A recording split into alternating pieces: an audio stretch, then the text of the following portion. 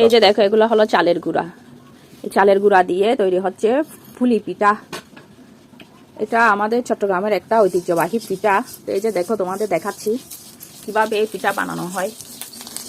এই যে দেখো, প্যানের মধ্যে তেল ঘষে দিয়েছে, তারপর দেওয়া হচ্ছে চালের গুঁড়া। এই চালের গুঁড়াগুলা এভাবে পাতিলের মধ্যে লেপে দেওয়া হচ্ছে। তারপর এখানে দেওয়া হবে চিনি স্বাদ মতো।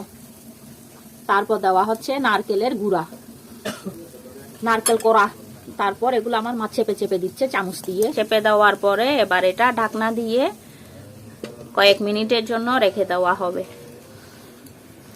এই দেখো, এখানে কতগুলো বানানো হয়েছে ফুলি পিঠা। এই যে দেখো, কতগুলো ফুলি পিঠা। আর এই পিঠা খেতে এতই টেস্টি হয় বলার বাইরে। এই পিঠা বেশিরভাগ আমাদের চট্টগ্রামের আদিবাসীরা রাঙামাটি, খাগড়াছড়ি, বান্দরবনের ওখানে রাস্তা রাস্তায় বানিয়ে বানিয়ে বিক্রি করে থাকে। তো এই যে দেখো, 2 মিনিট পর ঢাকনাটা খোলা হচ্ছে।